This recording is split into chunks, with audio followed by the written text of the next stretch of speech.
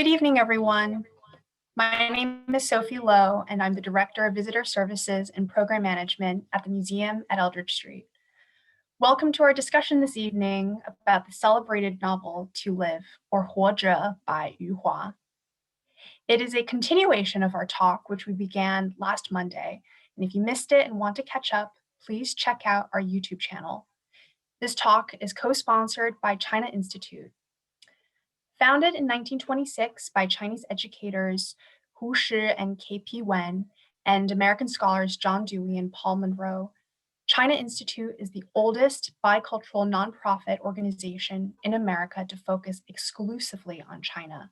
And I want to thank people from their team, Dinda Elliott and Aaron Nicholson, for their work in helping make this program happen.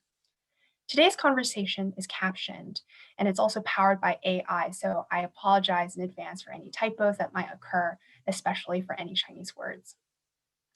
Now, I want to introduce who we are to those of you who are new to us this evening. We are the Museum at Eldridge Street, which is located in the restored Eldridge Street Synagogue in New York City's Lower East Side. We are a National Historic Landmark, opened in 1887, and the synagogue is the first great house of worship built in America by Jewish immigrants from Eastern Europe. And in addition to our public programs, the museum offers exhibitions, tours, and other educational programs as well, which oftentimes will tell the story of Jewish immigrant life. We also explore architecture and historic preservation. And if you come visit us when we reopen this spring, you'll notice that we are in the very middle of Chinatown. And something very important to us is sharing the stories from the diverse communities in and around our neighborhood. One of our most popular events is our signature egg rolls, egg creams, and empanadas street festival, which will be held virtually this year in June. So join our mailing list, follow us on Facebook and Instagram to stay connected. We are honored to be the recipient of the NEA Big Read grant. NEA Big Read is a program of the National Endowment for the Arts, NEA, and designed to broaden our understanding of our world, our communities, and ourselves through the joy of sharing a good book. The museum at Eldridge Street is one of 78 not-for-profit organizations to receive a grant to host an NEA Big Read project between September 2019 and June 2020. NEA Big Read is a program of the National Endowment for the Arts in partnership with Arts Midwest, and we thank them for their very generous support. We also want to thank our wonderful partners at Chatham Square Library, China Institute, and the Museum of the Moving Image for co-presenting some of our other programs for this series. Now, before I hand the mic over to Dinda from China Institute this evening to introduce our speakers, Michael Berry and David Wang, I want to mention that the final program of our series will take place this Thursday on March 18th at 7 p.m. And I will just show you there. The Museum of the Moving Image will be co-hosting a discussion with Professor Berry and Professor Xu Chuang-Detman about Zhang Yimou's film adaptation of To Live. The museum will also be sending everyone a link to access the screening of the film, so you can watch that in advance of the talk. So if you haven't registered for that program yet, you can do so on our website, and it is the final program of this NEA Big Read series, so I really hope that you'll get to enjoy it. And it's also not too late to get a copy of the book To Live, which is available to borrow from the New York Public Library. We actually had it ordered specially for this program, so please check it out from your local NYPL library. Now, I'd love for Dinda, the SVP Director of Programs at China Institute, to come on and introduce our wonderful speakers this evening. Dinda, I'd like to turn over the mic to you. Thank you so much, Sophie. I hope you can see me now. My name is Dinda Elliott, as Sophie said, and I'm the Director of Programs at China Institute. And I just want to say that we We have collaborated with the museum at Eldridge Street several times, and one of the things we love so much about them is that, as you heard just now, they define cultural exchange in the broadest possible way, and it's just a wonderful, wonderful thing. So we are honored to be part of this wonderful series, and I want to express our thanks to the National Endowment for the Arts for supporting this special project, and to our friends at Museum of Eldridge at Eldridge Street for all their incredibly hard work to bring this series to life. Sophie, thank you for the wonderful introduction to China Institute, whose mission is really to advance a deeper understanding of China in the United States. This is a challenging time to be in our line of work, but there is no better way to understand China's immense complexity than to examine the work of one of its most important literary voices, Yu Hua. And to take on that task, I'm delighted to introduce two of the most important thought leaders in the field of Chinese literature, Dr. Michael Barry and Dr. David Der-wei Wang. Michael Barry is professor of contemporary Chinese cultural studies and director of the Center for Chinese Studies at UCLA. He is the author of several books on Chinese culture, including A History of Pain, Trauma in Modern Chinese Literature and Film. He's also the translator of several books by contemporary Chinese writers, including the 2020 literary sensation, Wuhan Diary by Fang Fang, and of course, the subject of tonight's discussion, Yu Hua's To Live. David Der-wei Wang holds a joint appointment in the Department of East Asian Languages and Civilizations and the Department of Comparative Literature at Harvard University. We want to give David a very special thanks for waking up so early to join us, because David is speaking to us from Taipei right now. David is also director of the CCK Foundation Inter-University Center for Sinological Studies and academician Academia Sinica. Wang's most recent book is called Why Fiction Matters in Contemporary China. So he is also the editor of Harvard New Literary History of Modern China. So we are so honored to have these two incredible experts. And with that, welcome to both of you. Please come onto the screen, come onto the stage, and I will turn the conversation over to your capable hands. Thank you. Oh, one final thing. I just wanted to say we will take questions at the end. So please, as you listen and think of questions, please type them into the Q&A, and at about 6:45, we will turn to questions. So over to you, experts. Thank you. Thank you so much. Thank you. Kind introduction. Pleasure to be with you again, David. Yes, I am very pleased to have another round of a conversation with you, Michael, on Yu Hua's famous novel, To Live. So how shall we start with today's dialogue about this novel and about Yu Hua, the writer, and about contemporary Chinese literature at large? Maybe we should start by just setting up the conversation a little bit. It was just mentioned by Dinda that your most recent book is called Why Fiction Matters in Contemporary China. Would you like to start by telling us, why does Yu Hua matter for contemporary China? Why is he such an important figure to bring us together today, and for so many readers to support his work throughout the years? What sets him apart from other writers of his generation? Okay, well, this is a large question, but I think this is definitely pertinent to our concern about modern Chinese cultural politics at large, and the incredible career Yu Hua has had over the past 3 decades. Perhaps I can talk about Yu Hua's contribution to modern and contemporary Chinese literature in 2 aspects. I think he is one of the few writers who have continuously written for more than 3 decades. And in that capacity, he has witnessed the transformation, the incredible transformation of China over the past 30 years.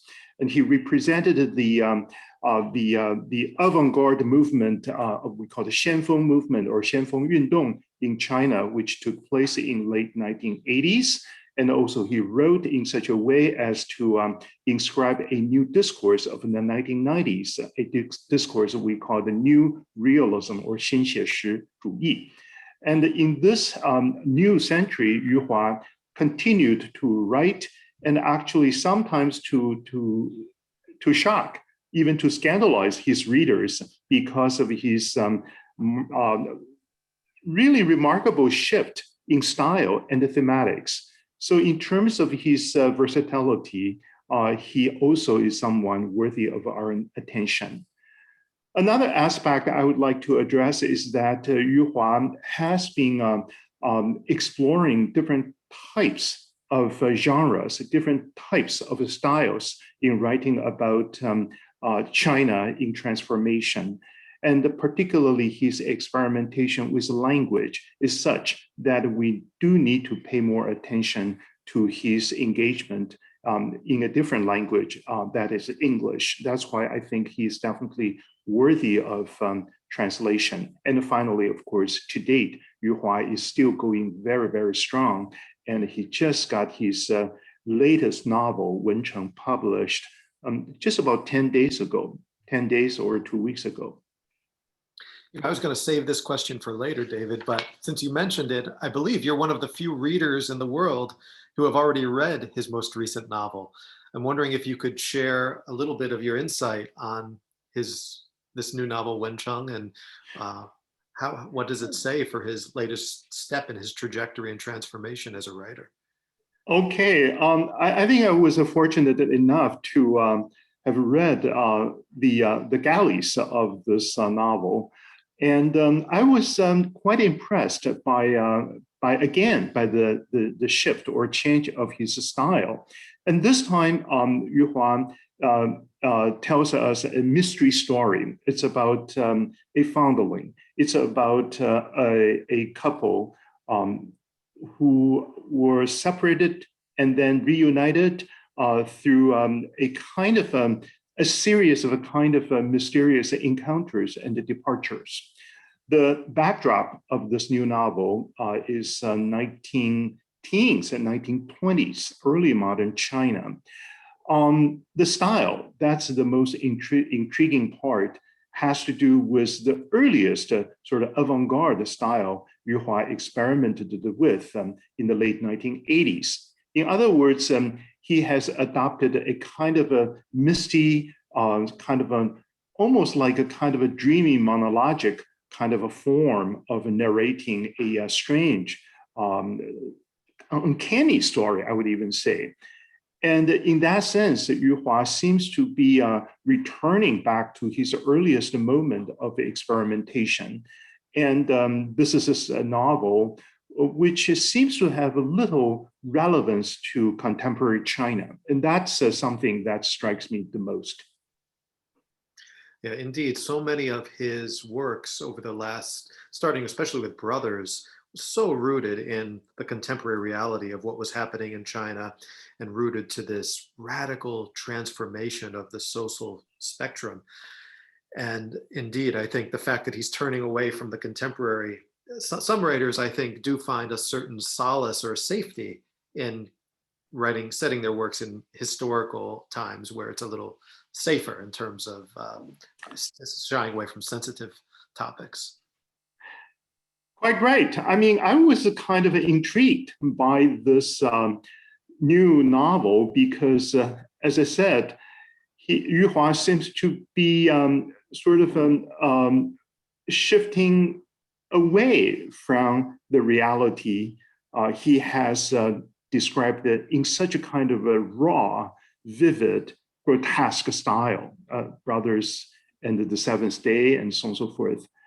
In this new novels, he has adopted this lyrical kind of a style, symbolic style, and he meant to narrate a kind of a romantic story, but he managed to narrate it in such a way as to turn it into a almost like a kind of a thriller or a ghost story, detective story. I mean, mystery in general sense.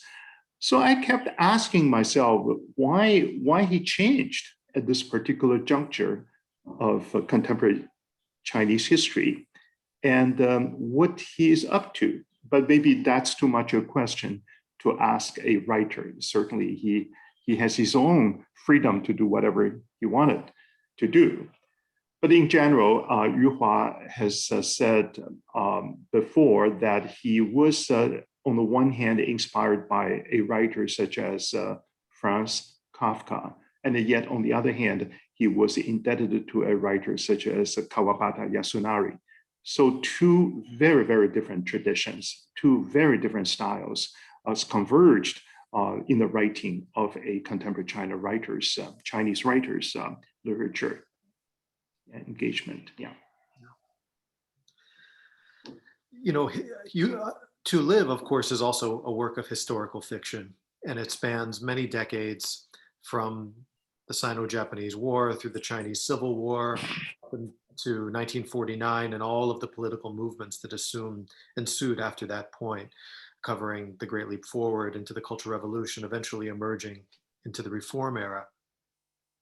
Many of those historical periods are moments in modern Chinese history that are not really freely discussed in contemporary Chinese cultural sphere. There's a lot of taboos, and this is one of the bolder works in terms of delving into that history. And I'm wondering, how much do you think the appeal of the novel is tied to it's one of those rare literary works that does provide readers with an expansive view of this period of modern Chinese history? Do you think that's one of the appeals for so many Chinese readers that have come back to the work over and over again over the years? Yes, I mean, this is a great question. And I think this is one of the very few which popped up in early 1990s, just a couple of years right after the breakup of the Tiananmen incident, the mass demonstration movement, which was eventually cracked down by the government. And in Yu Hua's To Live, he meant to go back to the earlier parts of Chinese history and to trace out sort of the trajectory, its twists and turns for more than 70 years, I would say 60 or 70 years. And I would say this novel was appealing to Chinese audience also because it tells a version of a contemporary Chinese history from a different perspective. And for the audience who may not be too familiar with the tradition of contemporary Chinese fiction, I mean the PRC tradition, you may want to ask, well, history novel is one of the traditions of the whole, say, lineage of Chinese storytelling or narratives, pre-modern and modern times. Why Yu Hua's To Live matters so much. We wanted to say probably that history as a sort of prescribed by the authorities has always emphasized the revolutionary scenario, has always celebrated the triumphant moments of revolutionary adventures and engagements, always bright, always utopian, always teleological. By contrast, Yu Hua told the same sequence of historical events from the Second Sino-Japanese War to the Civil War, and then the 1950s, all the movements and the purges, the Great Cultural Revolution, and so on and so forth. And yet, Yu Hua told the story in such a kind of matter-of-fact style, and such a kind of revealing kind of a detail that it really engaged Chinese readers, because probably for the majority of the Chinese readers, particular readers who were born and grew up during the PRC period, they need to be re-educated, so to speak, through Yu Hua's telling of his story. So the novel probably was very, very engaging, very, very strange, quote unquote, even to one generation of Chinese readers. So I think it has this kind of a sort of an appeal not only to audiences in the Sinophone communities, Taiwan, Hong Kong, and so on and so forth, or overseas communities at large, in the English-speaking community and other languages and so on and so forth. I think for contemporary Chinese readers, the novel also represents a very unique intervention with our understanding of contemporary China.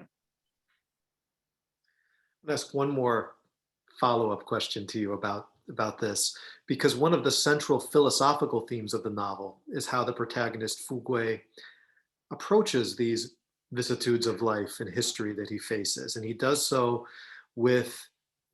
largely with silence, and he kind of perseveres, right? And to live, the meaning of to live is to live in and of itself.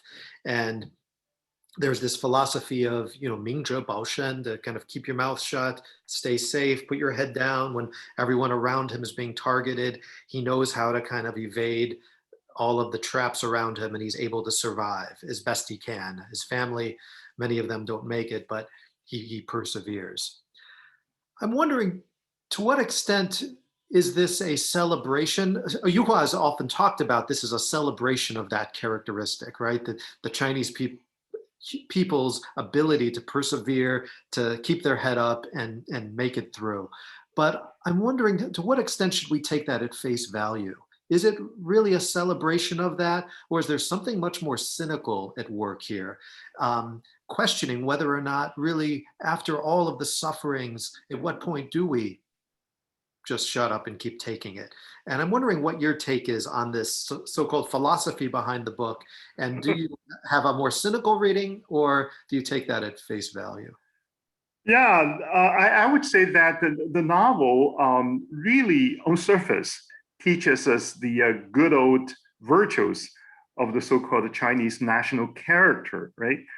It talks about suffering, it talks about hardship, it talks about endurance, and above all, it talks about inarticulate suffering.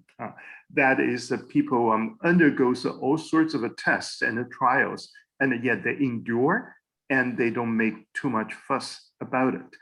So I guess on that account, the novel was able to get away with the eyes of the censors, because on surface, the novel definitely celebrates the strengths of the Chinese people through the ups and downs of the 20th century China. But on the other hand, as you have already hinted, I would read this novel from a different perspective. I do admit too the fact that the novel celebrates the noble spirits of endurance and the suffering of the Chinese people. But on the other hand, Yu Hua narrates his story in such a kind of matter-of-fact style, such a kind of peaceful style, so much so that you cannot help feeling, hey, this is absurd. And how come Fu Gui, our protagonist, could go through so much suffering and yet chooses to shut up? Or maybe he just couldn't really utter his feelings, or his feelings have already been numbed by all sorts of incredible and unthinkable challenges of his life. So as I said, Yu Hua started out being a writer of the avant-garde movement in the 1980s. So he is quite familiar with the whole so-called discourse of the absurd of the European tradition, Kafka and so on and so forth, very modernist. So I would say that Yu Hua was really doing something very experimental with this novel. That is, on the one hand, he wrote a novel in the vein of a critical realism, very, very typical of the May 4th tradition inaugurated by Lu Xun and other contemporaries of the post-May 4th generation. But he pushed the limit of his storytelling, of this type of a realism type of storytelling, to the extreme that he ironically featured a spectacle of suffering, so much so that a reader reads, feels moved, and yet at the same time feels a little bit strange, uncanny, or even absurd about the whole narrative manners of Yu Hua's as either on the scene of the storytelling or Yu Hua as an experimentalist who suddenly chose to shift his strategy in early 1990s.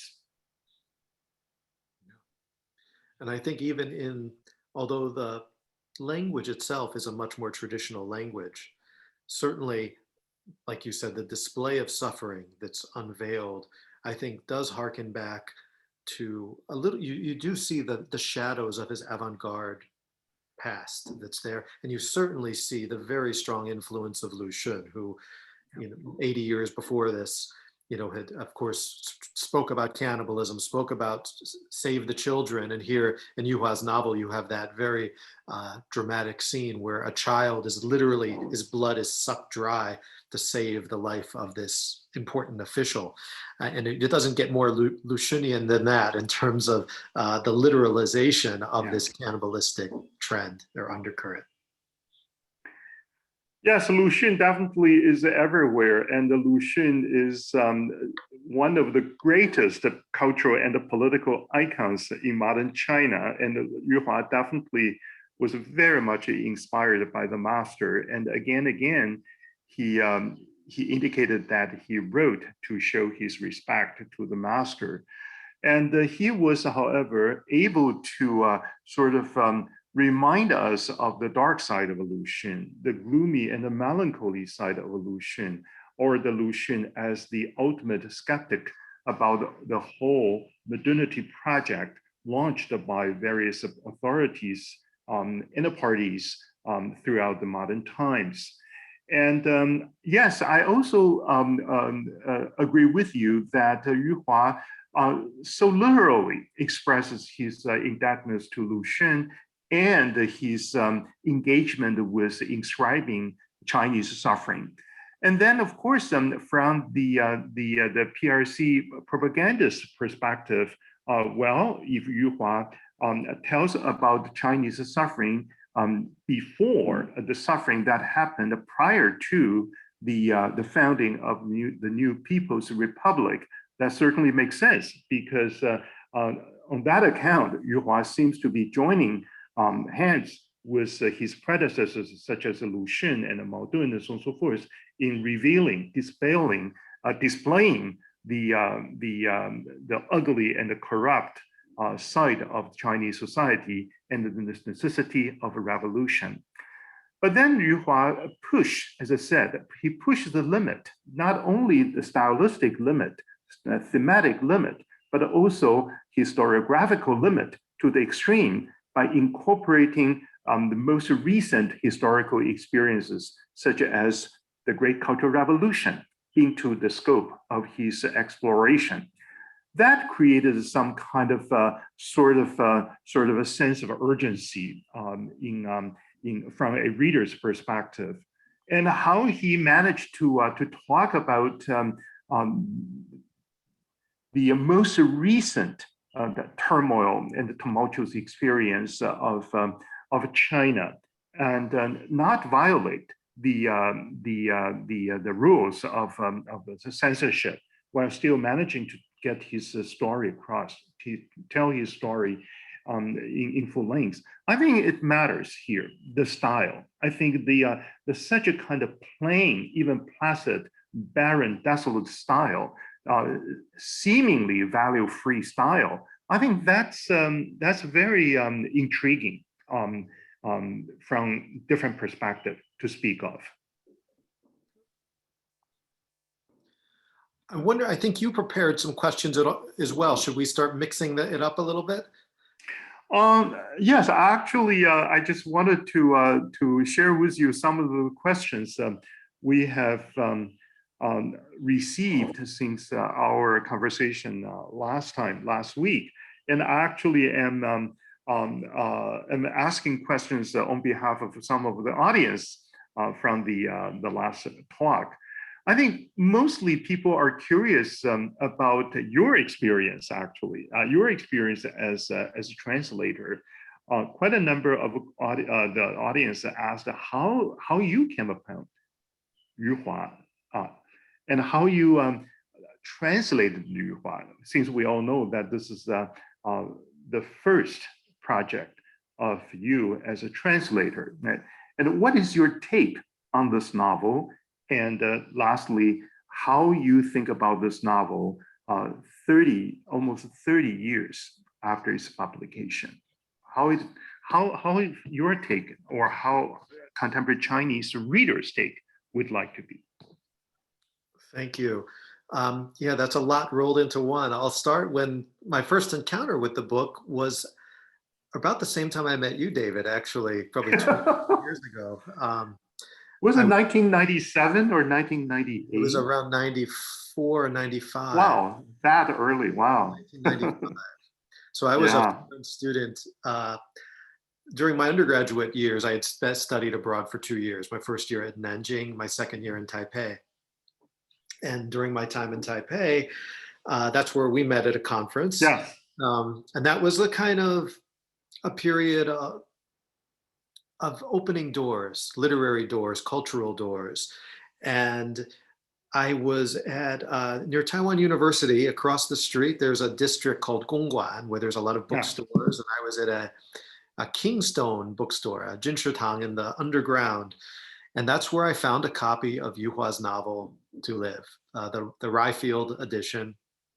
And I bought a copy and I took it to my little basement apartment with no windows. And I read it that night. I read it just in one night, in one sitting, which for me at the time I was still kind of a learner of the Chinese language, was quite a feat, I guess, for me. But I was so gripped by just the story. And I stayed up all night, read this book, and it just sat with me and haunted me and had just a real powerful impact upon me at that stage. You know, I was probably 20 years old, 21 years old at the time. And so much so that later when I went back to college from Taiwan, back to the United States, and I had to give an oral presentation in my Chinese class, I chose to do it on To Live. And I remember analyzing it from the dual perspectives of Buddhism and existentialism. And so fast forward another year or so, and I'm about to graduate college and looking for the next step. What am I going to do? And I had applied to PhD programs. I was considering a career in the academic world, but I needed a job for my summer after I graduated. And so I sent Yuhua a fax, and he agreed to let this no-name kid with no experience. I had only translated one critical essay up to that point, but I'd never translated fiction. And he agreed to let me try my hand at translating it. So I started my senior year in college and worked on it throughout the summer after I graduated.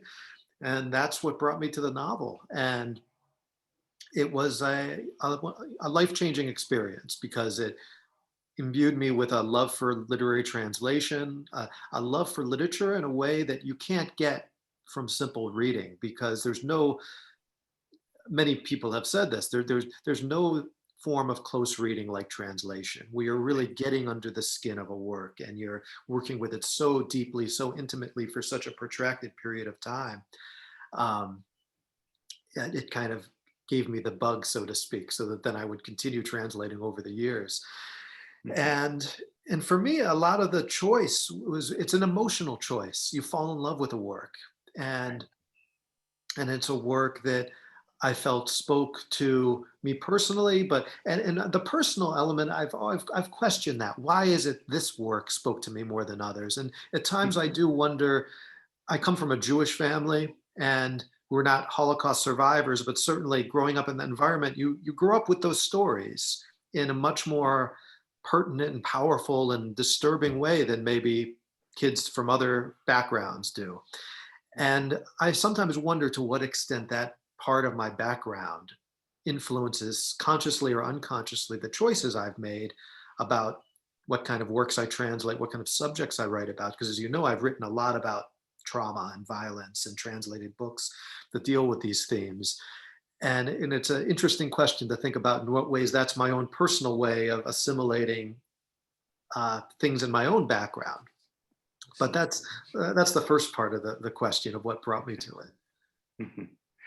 Yeah, I probably want to share some parts of my memory of how we come to know each other with the audience, because this matters in relation to Michael's career.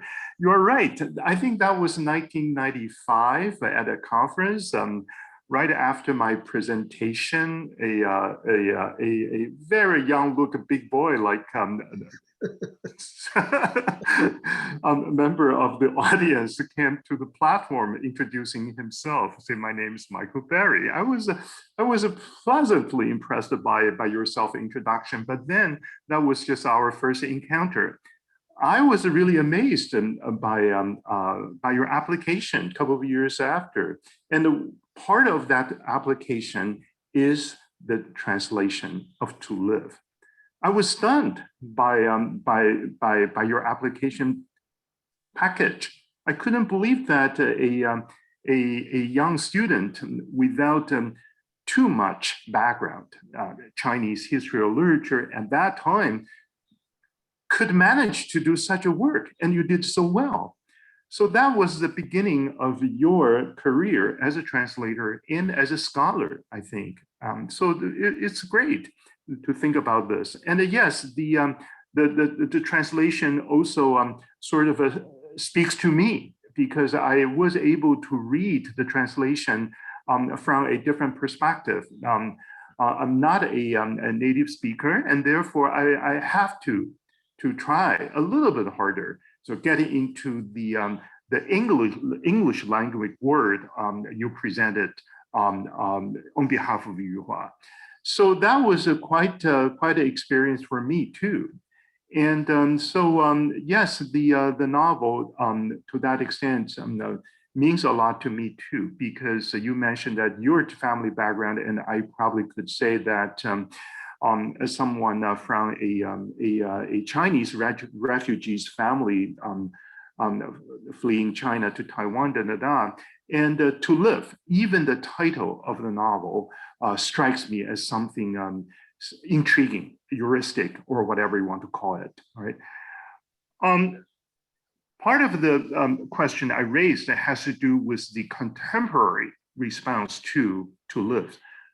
Almost 30 years after its first publication, why we are still so intrigued by this novel, either in the English-speaking world or in the Chinese-speaking world, not only in mainland China, but also in overseas communities. What's your take on this?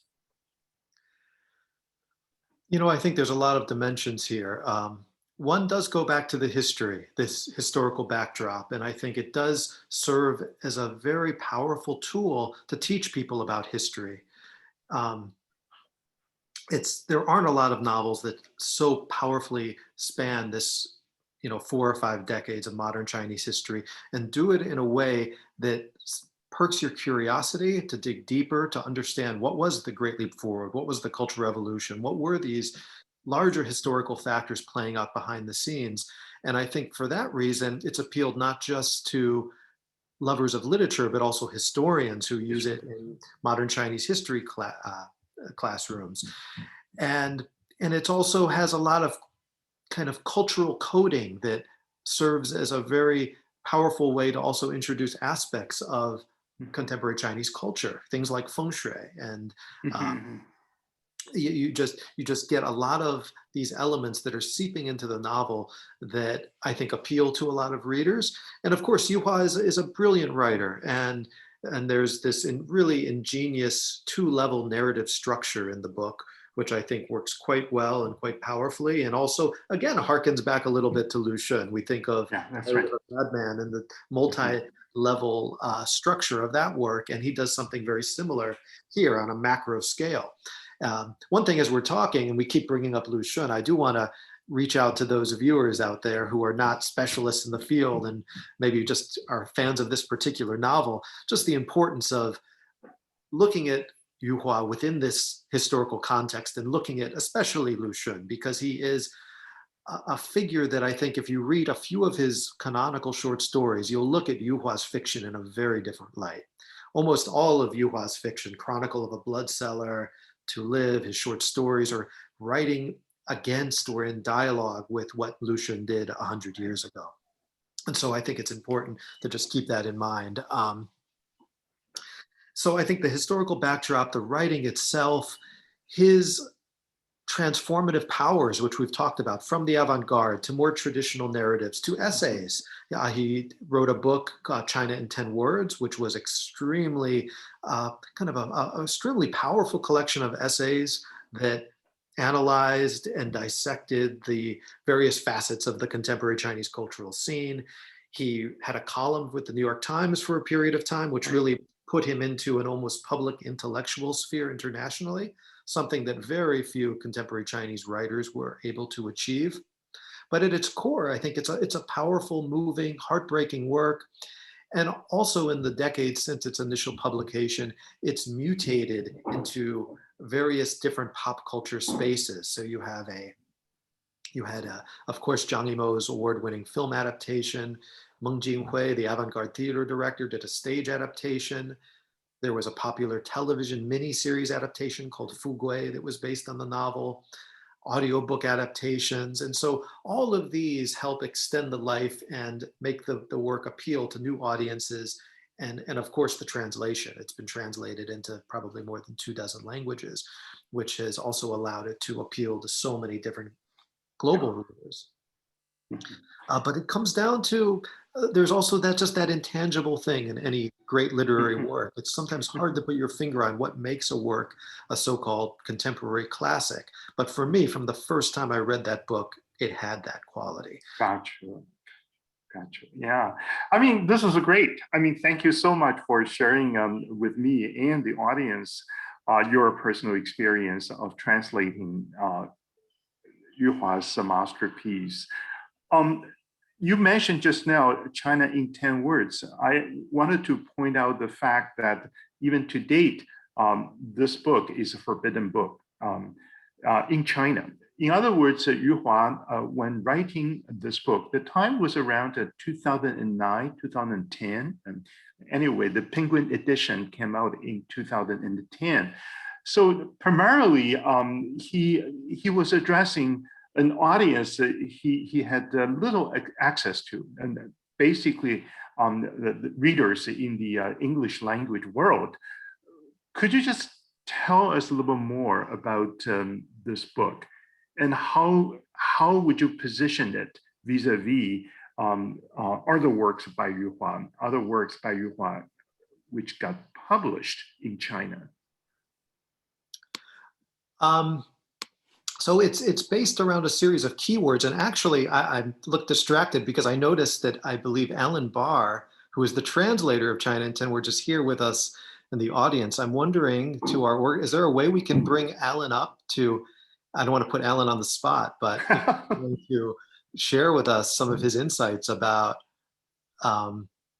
translating and working on China in 10 Words. I think that would be a wonderful gift to all of us. So I'm going to leave that with our moderators. We will try. We're going to see if we can figure out how to do that. Okay, if you can do that. This is marvelous. This is great, because I'm teaching Yuhua's China in 10 Words this week. And we just had a wonderful discussion about the first essay titled 人民, or the people, right? And other keywords include terms such as the 主席, the chairman, a revolution, right? And so on and so forth. So this is a marvelous. I believe Lu Xun is one of the keywords as well. Lu Xun is one of the keywords too, and some of the slangs such as huyo, right? I don't even know how to translate that phrase into English. It's a kind of a very playful kind of attitude, frivolous attitude, cheating one's way into whatever kind of engagement. And that's a really very special kind of phrase. But anyway, I hope Alan now is with us. Yeah, I think Alan's here. And you know, if I remember correctly, Alan actually helped inspire this book because Alan can tell us the story. I believe he commissioned Yuhua to give these lectures and it turned into the book. But Alan, are you willing to share a little with us? Can you hear me? Yes. Yeah.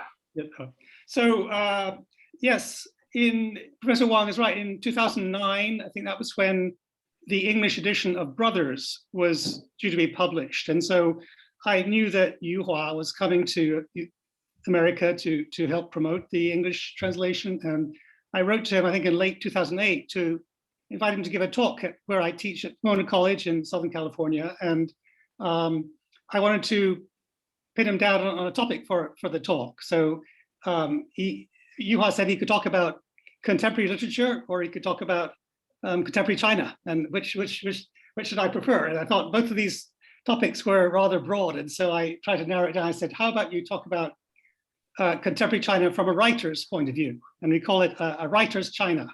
And so that was the topic of his lecture. And then I'm not sure how much thought he gave to the topic until maybe just 2 or 3 days before he came to California, and then he decided he'd build the talk around 2 words in the Chinese lexicon. And the first was renmin, or people, and the second was ling xiu, or leader. And so that particular day, he talked about these 2 words, and then the talk was very well received, and he realized he had other words he could talk about, and that he could build a book around. And so very quickly, the idea of a book about 10 words became the working title for his book. And so he once he went back to China, he wrote successively these 10 chapters and sent them to me, and I worked on the translation, and so that's how it came together as China in 10 words.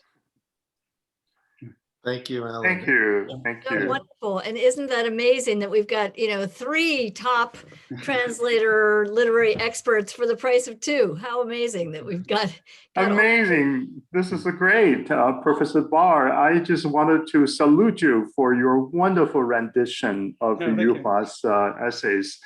I mean, the book is so teachable. I mean, students immediately jump onto the book and then talk about all the keywords and so on and so forth.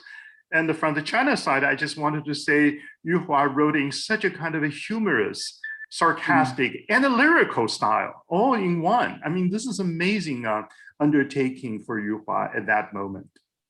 So I've got a couple of questions that I wanted to bring in. One of them is a direct follow-on to the book that you've just been talking about, and that is which you, as you said, was not published in China.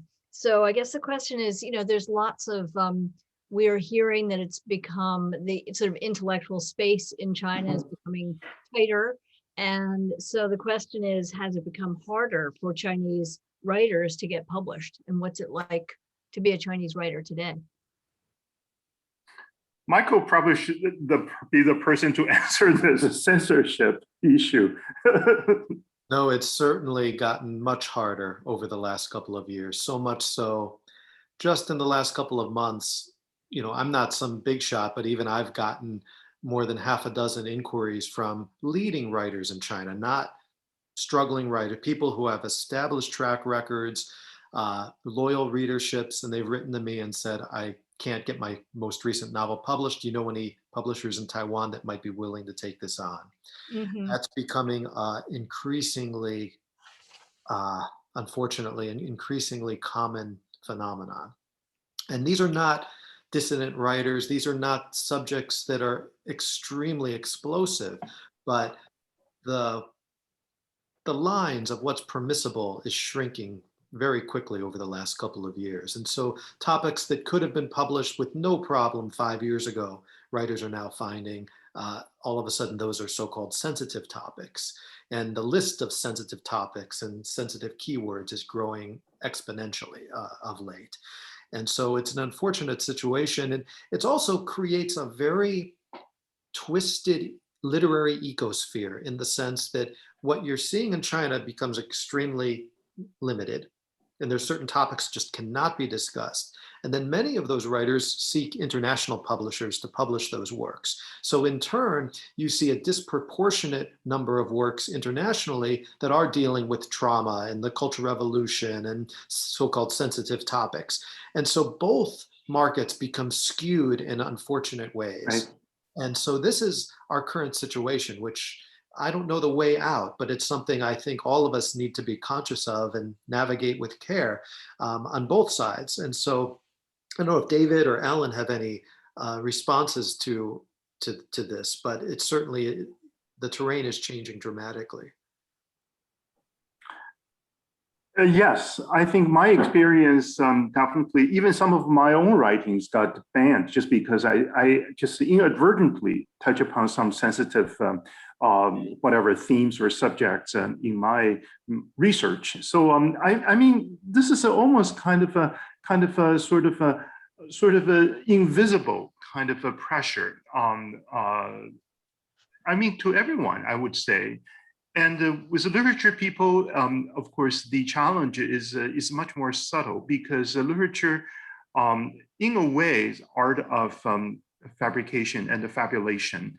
How would a writer walk on the fine line or the tightrope, right? On the one hand, writing something that means so much to the writer himself or herself, or to the audience, implied audience, and on the other hand, write something that just could pass this ever-shifting line of what is permissible and what is not. I think that's really an art. It's a politics, but it's also I would use the word art for writers, because writers, after all, are a type of artists engaging with different kind of forms of transcribing and transforming reality. I think Yu Hua is a great case in point. On the one hand, Professor Barr mentioned that he was writing something really sensitive around 2009 and 10. On the other hand, he could write something like The Brothers, extremely hilarious, grotesque novels that really meets the need of the market, bestseller. All right, so really, I think a writer such as Yu Hua is juggling different kind of chips, different kind of stakes, and a different kind of topics and possibilities. So it takes I think it takes a very smart person to do it right. I think that's an art. I've always felt that Chinese intellectuals are much smarter than intellectuals anyplace else in the world, because they have to think and work on so many different levels at the same time. Indeed, in one word, to live. That's why Yu Hua's title is so interesting to Chinese readers, to live. Right? Yeah. We have to make do with whatever we are given to live with and to live by and to live on. There's another question. Oh, sorry, go ahead, please. I was just going to say, it also makes your initial question all the more alarming, in the sense that these are writers who have long internalized these processes of censorship. They know where the lines are, and they spent 2 or 3 years writing a novel that they thought would be safe, they thought could get published. Right. But just in that short period of time, the walls have moved, and now it's no longer safe. And so even with writers working in this process of internalized self-censorship, still they're running into problems. Yeah. Wow. So there's another question from the audience, which is asking you to talk. You mentioned that Yu Hua's language changes through his career, I guess. And so they're asking, can you speak more about these different styles and how the writing changed? I think I would say briefly, and then Michael could further extrapolate the whole phenomena of Yu Hua's language.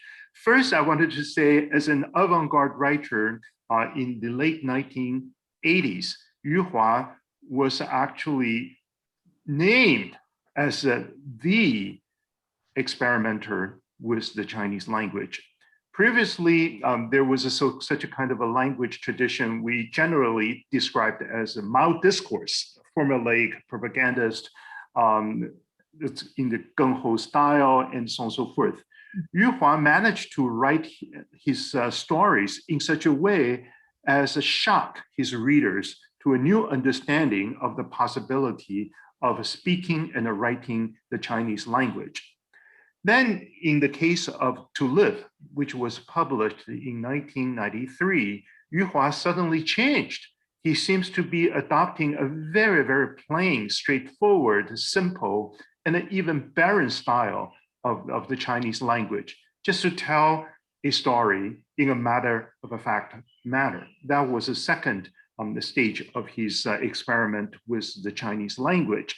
And in the new century, in a case such as the Brothers, Yu Hua adopted an extremely exaggerated, pompous, grotesque, even gruesome kind of a linguistic style, right?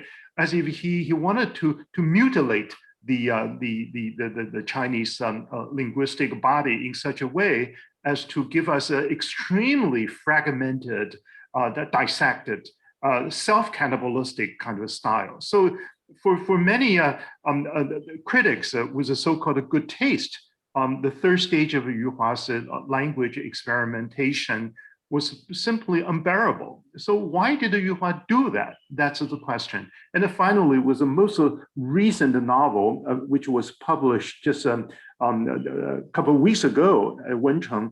The good old Yu Hua is coming back. Again, a very, very symbolic, mystic, mysterious kind of a style, lyrical in a sense. Now, that's the style he's impressed us with. So this is a Yu Hua in a continuously shifting style with his language. Michael probably knows better because you are the translator. You are really very, very familiar with Yu Hua's language. Actually, I would like if Professor Barr is willing, because I've translated one novel by Yu Hua, Tulip. Alan has translated multiple books by Yu Hua, including both his fiction and his essays. I wonder if Professor Barr wants to share a little bit about navigating these different linguistic registers in Yu Hua's work. Right.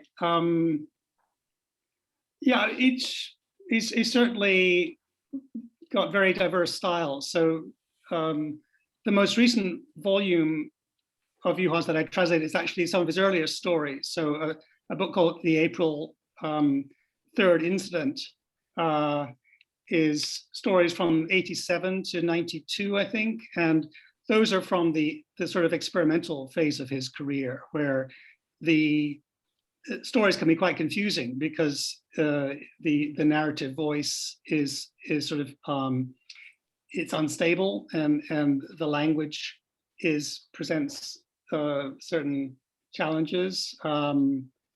Whereas a book like The Seventh Day, prior to Wencheng, his most previous novel, it's written in a very straightforward style. And so certainly that more straightforward, matter-of-fact style is fairly straightforward to translate, right? Whereas the experimental language I think requires more patience and effort on the part of the translator. But I would say generally, Yu Hua is not the most difficult author to translate, in that he has rather limited vocabulary on the whole, and it's a matter of sort of bringing out the implications of the language rather than translating very difficult words. Say, I would say that's my experience as a translator. Thank you. Are there any plans at this point to translate Wencheng, his latest book? I'm sure there are plans afoot. I don't plan to translate it, but I'm sure there'll be somebody else who's going to do it and do a good job on it. Mm-hmm. Can I say something here? That is, Wencheng just came out a couple of weeks ago, and I was told that this is already a bestseller in China, and more than 700,000 copies have been sold. So this is another kind of phenomenon situation that Yu Hua, the writer's name sells. And of course, the style changes, and definitely it really is appealing to readers, even just for the sake of a curiosity. I wonder if you can, I think we have time for, let's take one more question. One of our audience members is asking if you could compare Yuhua's work with that of another important Chinese novelist, literary giant, I guess, Mo Yan. So I wonder if you can talk about, your thoughts about the two different authors. Michael, you want to go ahead? They're roughly the same generation. They came out to prominence roughly about the same time. Mo Yan a little bit earlier. Mo Yan came from kind of an official state structure, so to speak. He worked for the People's Liberation Army and of their kind of Wengongtuan group, I believe, for a period of time. And whereas Yuhua he was kind of a rogue who kind of came out of nowhere. They share an affinity and an attention to the darker sides of contemporary and modern Chinese history and violence. And however, I think Yuhua, there's a more commercial side to some of Yuhua's works, such as Tulip, I think is a great example. There's where he also engages with these more commercial styles, or Brothers might be another example, where you can see the impact of the market changes in China on Yuhua's style, I think in certain ways more so than I see with Mo Yan. But personally, I don't like to necessarily, that they're very unique and individual writers with very unique visions. Mo Yan, of course, has a much stronger touch of this magical realism and wild imagination and the grotesque. You do get some of that, and especially in Yuhua's early stories, but it's a different sensibility. And yeah, I'll hand it back to David to see if he wants to elaborate on it. I mean, Michael, you have described the two writers very, very accurately. I agree with you.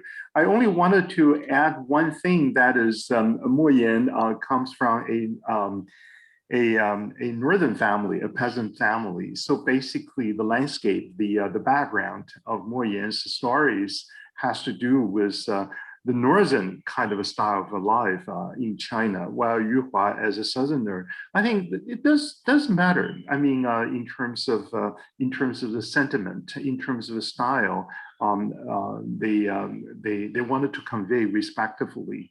And Mo Yan definitely is more associated with some magic realism. And Yuhua, as I said, it's hard to pin him down in terms of a stylistic characteristics. On the one part, he could be as grotesque and absurd as Kafka. On the other hand, it could be lyrical, right? As lyrical and subtle as Kawabata Yasunari. So that's very, very interesting. But both are great storytellers. Mo Yan is probably more down to earth. He reminds us of a good old traditional storyteller in pre-modern China, while Yuhua, well, is an avant-garde writer and much more sensitive to the sort of kind of the latest style and more sort of subversive, either in terms of style and subject matter. Yeah. If I could add to what David said about Mo Yan's identity as a northern writer, it's not just a northern writer, but so many of his stories are all set in this specific site of northeast Gaomi County. So there's almost this linked universe that emerges, and it becomes one of the chief sites for this collective imagination of modern Chinese literary history. They even had a theme park that they built in Mo Yan's hometown for many years. Whereas Yuhua, is always reinventing himself, and his stories are set in different places.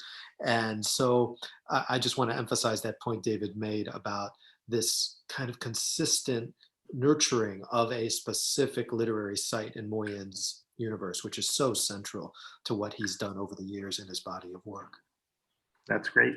Let's ask one more question here. I see one more from the audience saying, may I ask for even one or two examples of newly sensitive topics that are now no longer possible to write about in forthcoming novels published in China?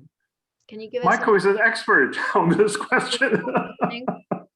What are the kinds of subjects? The easy one is COVID-19, which has become extremely sensitive. It's not saying you cannot write about it, but you have to write about it in the proper fashion.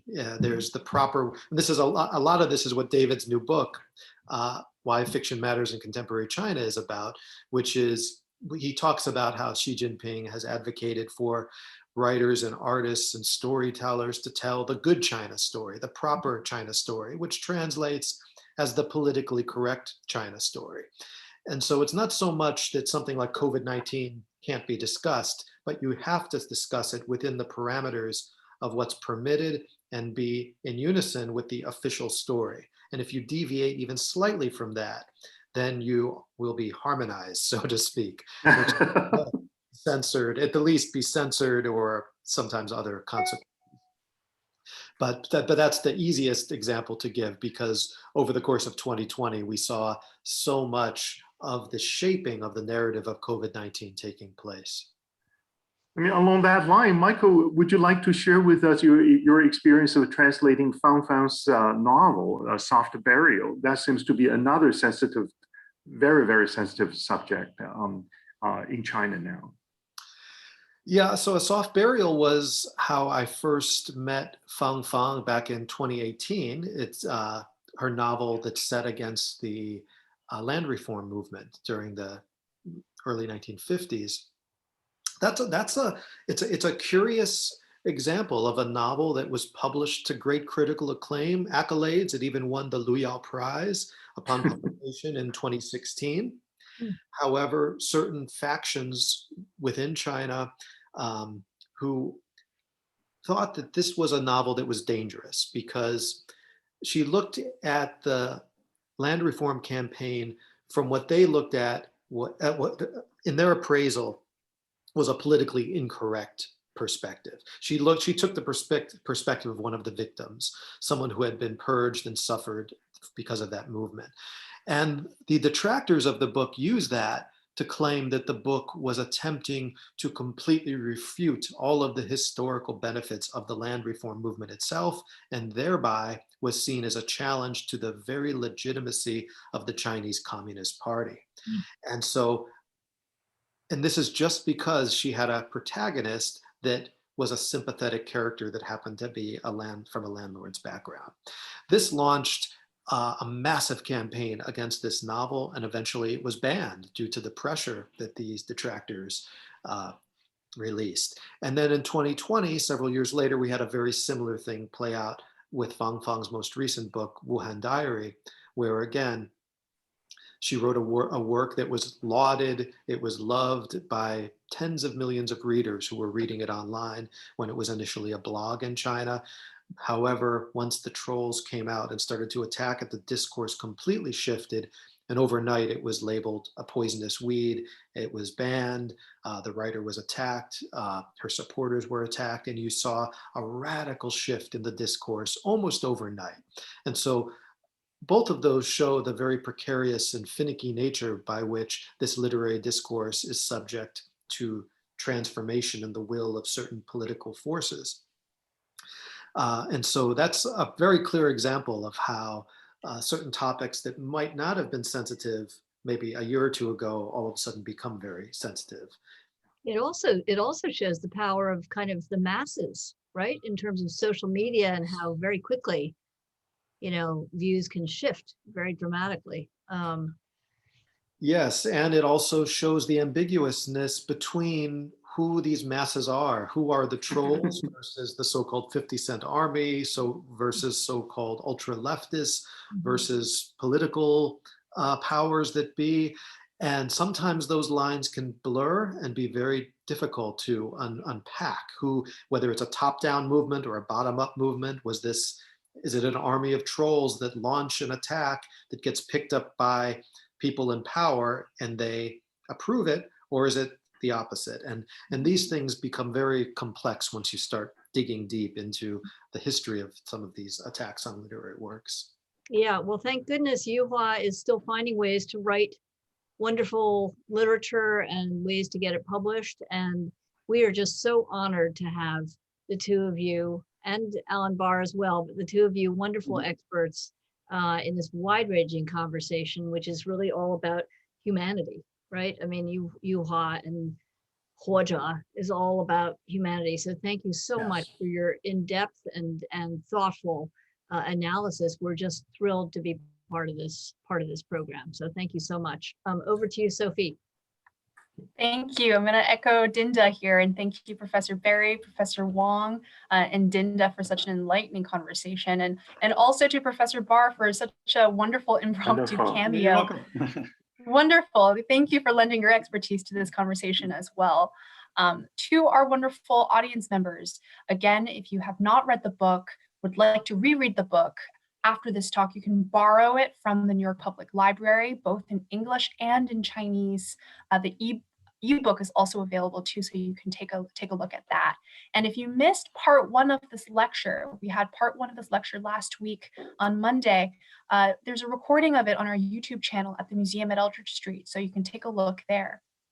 Also, the program continues. This Thursday, March 18th, there's going to be a film discussion with Dr. Barry and Dr. Detman, co-hosted by the Museum of the Moving Image, about Zhang Yimo's film adaptation of To Live. So that's going to be a really fascinating conversation and a good way to wrap up this To Live series. That's part of the NEA Big Read series. So thank you again. Big thanks to all of our audience members for joining today, and I hope we'll see you on Thursday. Thanks so much. All right. Thank you. Take care. Thank you, everyone. Thank you.